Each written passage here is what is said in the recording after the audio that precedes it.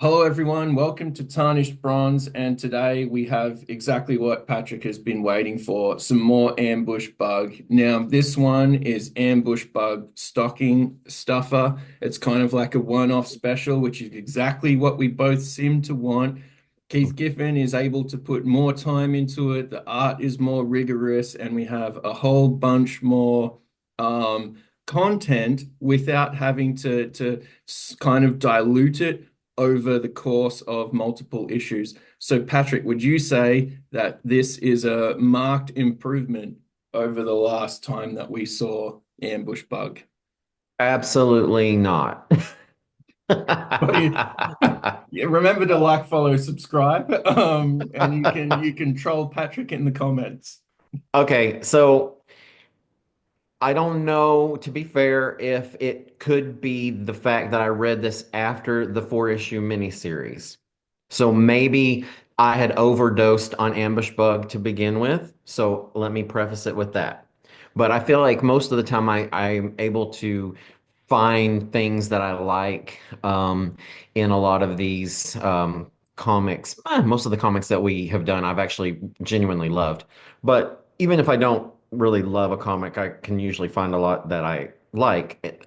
This one just didn't hit with me. Honestly, when I pulled it out of the packaging and I felt how thick it was, I immediately had a pit in my stomach. And it was one of those instances where I just kept saying to myself, you can do this, you can do this. It's only 40 pages. And then my inner dialogue would say, 40 pages? Like, how am I going to read 40 pages?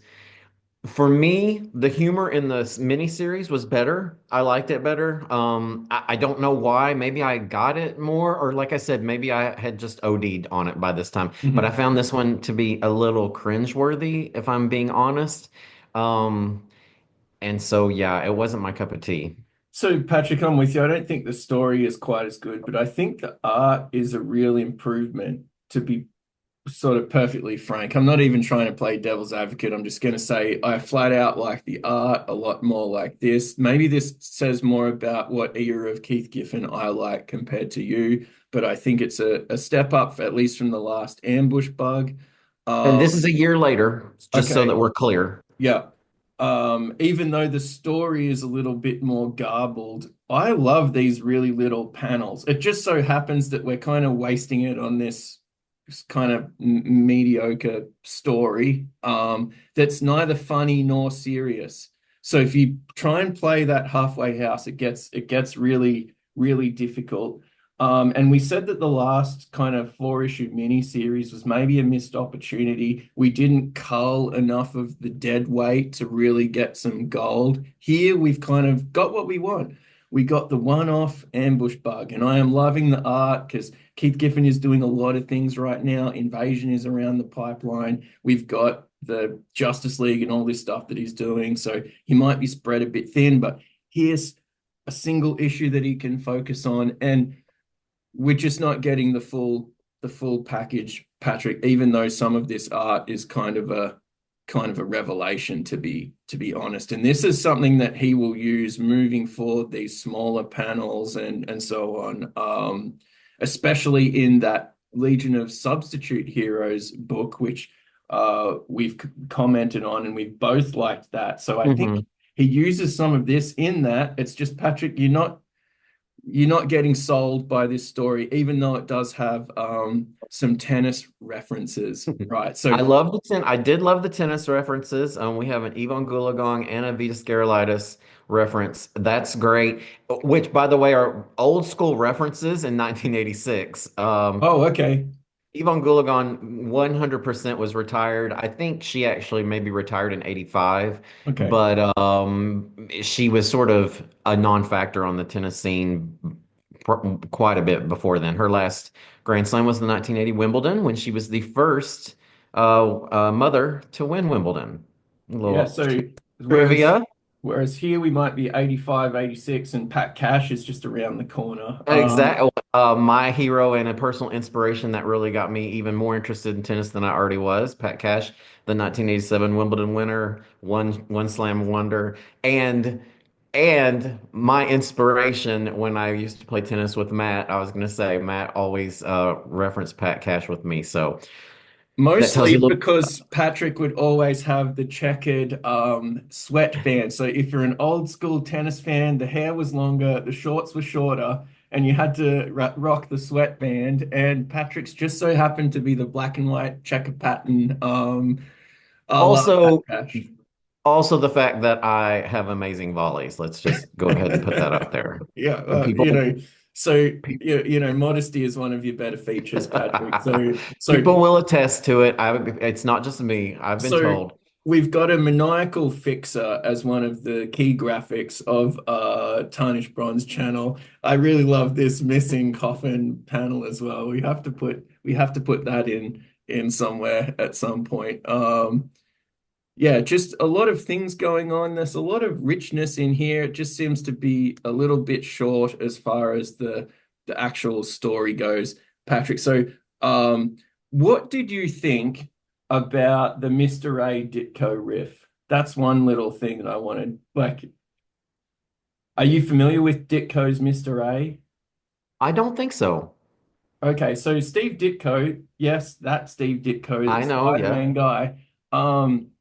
Basically does his own stuff for 30 years. Maybe does some Doctor Strange and a few of these weird comics, maybe the some DC stuff I know. Just sort of a bizarre guy, and he's a an objectivist. That is the philosophy that he enjoys. And objectivism came from the book by Ayn Rand called Atlas Shrugged and another Okay. one called The Fountainhead.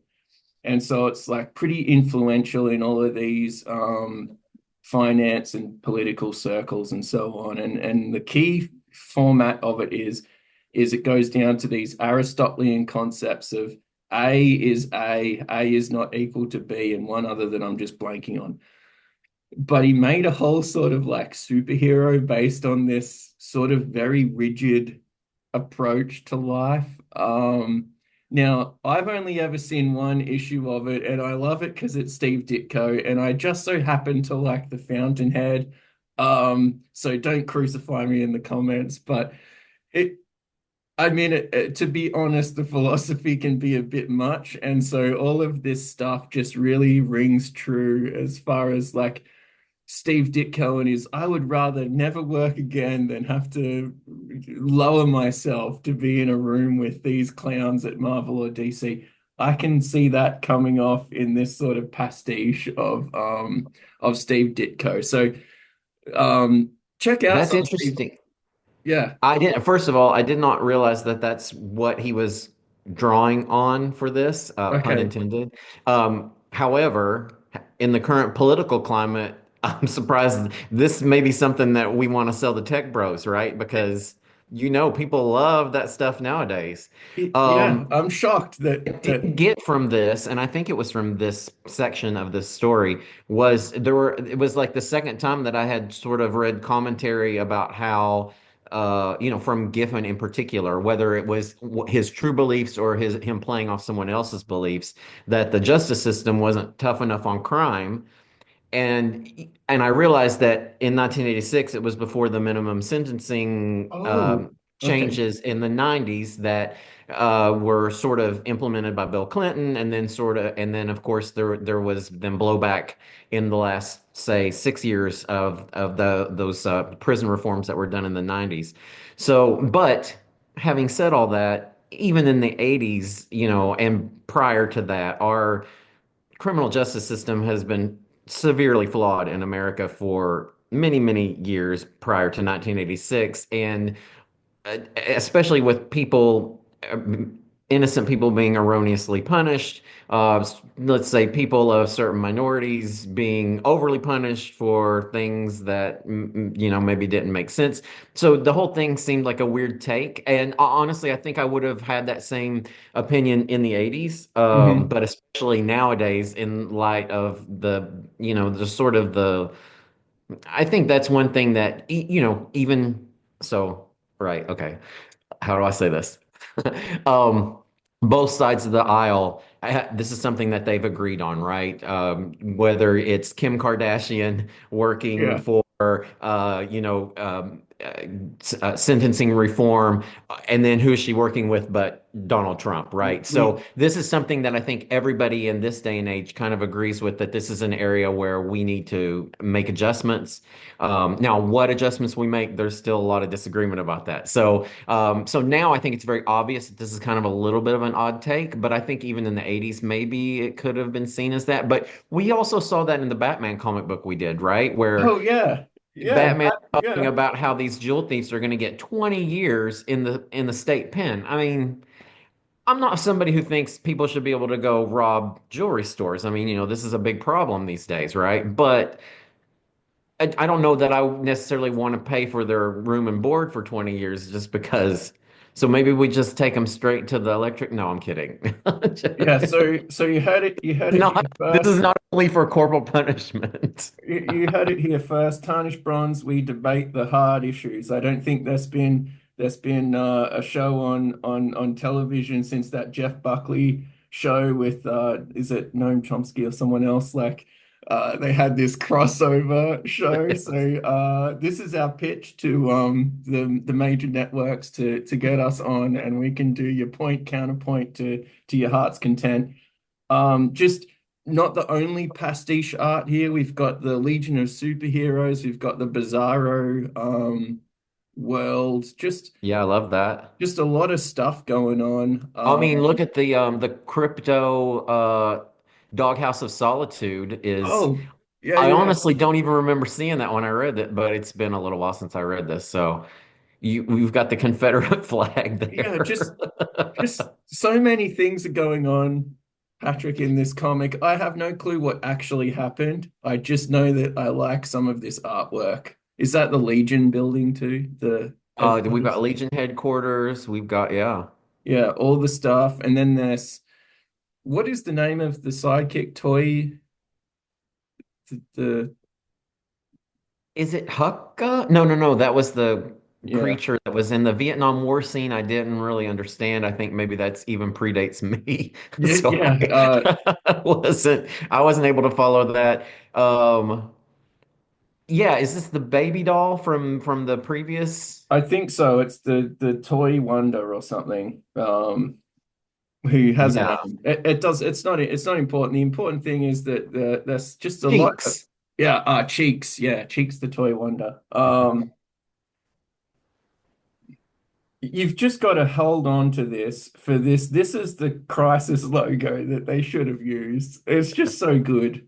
And I had to include this because it's just a fantastic pastiche. Like just the only crisis on Earth that we're allowed to use. It's just that to me is just a great parody. I'm not sure whether I like the Atlas better or whether I like the donut better. And it's so good, I didn't realize that it was just a balloon and stuff until I delved into it because I thought, oh, is that the legitimate Crisis on Infinite Earths logo? So yeah, I just really like that, Patrick. But I think the joke's just wearing a bit thin, right? Is that the issue with this? Yeah, I mean, a couple of ones that I really liked though were favorite cover not drawn by John Byrne or George Perez. That was, and I love a shout out to another artist. If you were Keith Giffen, I mean, if I were Keith Giffen at this time, or if I were, another very accomplished artist, I'd love that joke, right? Yeah, Because I mean, yeah. I love, we both love both of those artists. I mean, who doesn't love John Byrne or George Perez, at least their work? And so, I'd definitely be like, what am I, chopped liver? Like, what is, Yeah, come on, give it's me a kind break. of, let's put it this way, it's kind of like turning up to the awards ceremony and you know you've got a pretty good album, but you know that it's probably going to go to Taylor Swift. Yes, exactly. Yeah, what? Come But on, give me a fucking break. yeah, Uh, so the other joke that I really loved was, Mom, can I put Coke on my gummies instead of milk? And yeah, that's it. Like I said, but there were fewer. Yeah, I felt like there were fewer good jokes, and I don't know if maybe that was because of my attitude going into it, to be fair, or I honestly just felt like that it was thinner to me. The And humor yeah, to be seemed more fair, just cringe. for the viewers, we're just breezing through this because it's really not about the plot. The art is good. If you find them in the wild pretty cheap, just pick it up because it's worth having a look, and it might float your boat if you already like Keith Giffen. But the final word on this Patrick is it's the joke is wearing too thin for you. Thin gruel, I think is Thin what. gruel. All right, Tarnished Bronze is famous for these sort of comics. We're into the interstitial Avengers. We've got the bottom of the barrel bugs. Where can we descend to next, Patrick?